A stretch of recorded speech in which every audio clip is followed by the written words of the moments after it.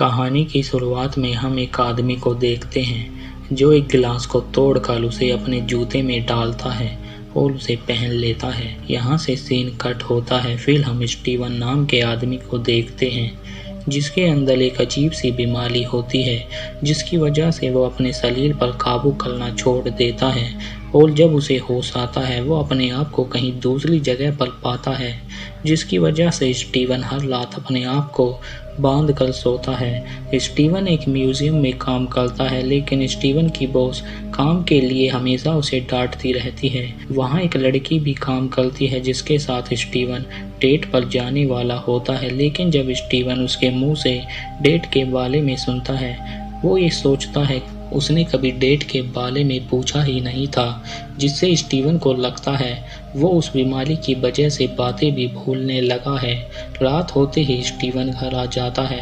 वो हर रात अपने आप को सोने से रोकता है क्योंकि सोने के बाद वो अपने आप को कहीं दूसरी जगह पर पाता है, लेकिन उसके बाद भी स्टीवन सो जाता है। जब वो उठता है उसे चोट लगी होती है और वो एक अनजान जगह पर होता है। वो डरा हुआ होता है क्योंकि उसे नहीं पता वो यहाँ कैसे आया। तभी उसे किसी की आवाज़ सुनाई देती है। वो अपने आसपास देखता है लेकिन वहाँ कोई नहीं होता क्योंकि स्टीवन के अंदर एक दूसरी पर्सनैलिटी होती है जो स्टीवन से अपनी बॉडी का कंट्रोल मार्क नाम की पर्सनैलिटी को देने को कहती है। और स्टीवन को अपने पास एक चमकती हुई चीज मिलती है जिसके बारे में स्टीवन को कुछ पता नहीं होता। वो पर्सनैलिटी उसके पीछे होती है लेकिन जब वो मुड़ता है वो वहाँ से गायब हो जाती है और वहाँ उसे कुछ लोग दिखते हैं जो उस पर गोलियां चलाने लगते हैं क्योंकि उन लोगों को वो चमकती हुई चीज चाहिए होती है। और वो पर्सनैलिटी स्टीवन को भागने को कहती है। स्टीवन उनसे बचते हुए एक शहर में आ जाता है जहां हम आर्थर नाम के आदमी को देखते हैं जिसे हमने कहानी की शुरुआत में देखा होता है। वहां के लोग उसे भगवान का फरिश्ता मानते हैं। वो लोगों को पकड़कर उनके बारे में जान जाता है। वो एक आदमी के हाथों को पकड़ता है और उसके बारे में बताता है। आर्थर के हाथ में एक तराजू बनी होती है जिससे पता चलता है वो इंसान कितना सच्चा है। वहाँ स्टीवन भी होता है जो ये देख रहा होता है और आर्थर के पास एक औरत आती है। वो उसका हाथ पकड़ता है लेकिन इस बार तराजू लाल हो जाती है जिससे आर्थर को पता चलता है उसने कहीं ना कहीं पाप किए हैं जिसकी वजह से आर्थर उस औरत को मार देता है। वहाँ वो लोग भी आ जाते हैं जो स्टीवन को ढूंढ रहे होते हैं जिससे पता चलता है वो लोग आर्थर के ही आदमी होते हैं और आर्थर उसे पहचान जाता है।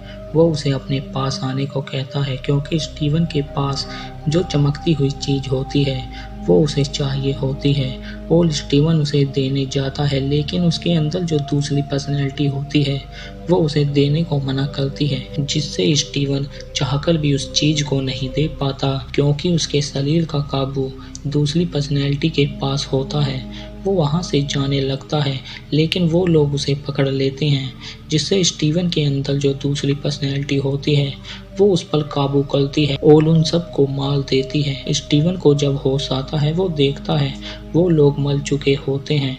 वो अपनी जान बचाकर वहाँ से भागता है लेकिन वो लोग उसका पीछा कर रहे होते हैं और उनमें से एक आदमी उसके पास आ जाता है, लेकिन दूसरी पर्सनैलिटी स्टीवन से उस आदमी को मरवा देती है। वो स्टीवन से लगातार बात कर रही होती है और वो लोगों को मार रही होती है लेकिन स्टीवन को कुछ भी याद नहीं होता। तभी उन लोगों के ऊपर कुछ पेड़ गिर जाते हैं जिससे स्टीवन नींद से जाग जाता है। उसे लगता है ये एक सपना है। वो अपने घर में होता है लेकिन जब वो अपनी मछली को देखता है उसके दोनों पंख होते हैं। वो उसे शॉप पर लेकर आ जाता है जहाँ से स्टीवन ने उस मछली को खरीदा होता है क्योंकि स्टीवन ने एक दिन पहले उस मछली को खरीदा होता है जब उसका एक ही पंख होता है, लेकिन अगले दिन उसके 2 पंख निकल आते हैं। पर वो लड़की बोलती है उसने इस मछली को 2 दिन पहले खरीदा है, लेकिन स्टीवन उसकी बातों पर भरोसा नहीं करता। तभी स्टीवन को याद आता है उसे आज रात डेट पर जाना है। वो वहाँ से चला जाता है और स्टीवन उसका इंतजार कर रहा होता है। काफी देर इंतजार करने के बाद वो उसे कॉल करता है, जिससे स्टीवन को पता चलता है उन दोनों की डेट फ्राइडे की होती है और आज संडे होता है, जिससे स्टीवन को पता चलता है वो अपनी डेट से 2 दिन लेट होता है। वो स्टीवन का कॉल काट देती है। स्टीवन उसकी बात सुनकर सोचता है उसने कल ही तो डेट के बारे में पूछा था। वो अपने घर आ जाता है। स्टीवन अब भी उस लड़की के बारे में सोच रहा होता है। तभी उसकी नज़र फर्श पर पड़ती है जहाँ टेबल खींचने के निशान बने होते हैं। उसे वहाँ लकड़ी टूटी हुई मिलती है। वो देखता है वहाँ एक फ़ोन और एक चाबी होती है जिसके अंदर लाइला नाम के 50 मैसेज होते हैं। तभी उस फ़ोन पर लाइला का कॉल आ जाता है। स्टीवन उससे बात करता है, लेकिन वो स्टीवन को मार्क नाम से बुलाती है, जो नाम स्टीवन ने अपने सपने में सुना होता है। और स्टीवन बोलता है उसका नाम मार्क नहीं स्टीवन है, लेकिन वो फ़ोन काट देती है। वो उसे फिर से कॉल करता है, पर स्टीवन को फिर से किसी की आवाज़ सुनाई देती है। वो उस आवाज़ का पीछा करता है, लेकिन वहाँ कोई नहीं होता। तभी स्टीवन अपने आप को शीशे में हिलता हुआ देखता है। वो लाइट ऑन करता है, लेकिन वहाँ कोई नहीं होता। पर थोड़ी देर बाद उसका घर हिलने लगता है। स्टीवन वहाँ से भागता है। जब लिफ्ट खुलती है उसे वहाँ वो मॉन्स्टर दिखता है जो स्टीवन से बात करता है, लेकिन स्टीवन उसे देख कर डर जाता है। तभी वहाँ एक औरत आ जाती है। उसे लगता है ये उसका वहम है, लेकिन उस औरत के जाने के बाद स्टीवन को फिर से वो दिखता है। तभी वो अपने आप को एक बस में देखता है जिसमें स्टीवन हर दिन अपने काम पर जाता है। उस बस में आर्थर भी होता है, जिसे स्टीवन ने अपने सपने में देखा होता है। स्टीवन पूरी तरह घबराया हुआ होता है। तभी उसकी नज़र आर्थर पर पड़ती है। वो उसके पीछे जाता है। तभी वो स्टीवन के सामने आ जाता है। स्टीवन गार्ड से आर्थर को निकालने को कहता है, पर वो आर्थर का ही आदमी होता है। आर्थर स्टीवन का हाथ पकड़ता है, क्योंकि आर्थर को लगता है स्टीवन कोई नॉर्मल इंसान नहीं है। लेकिन आर्थर को स्टीवन के बारे में कुछ भी पता नहीं चलता और स्टीवन वहां से भाग जाता है। रात होते ही वो अपने घर जाने लगता है।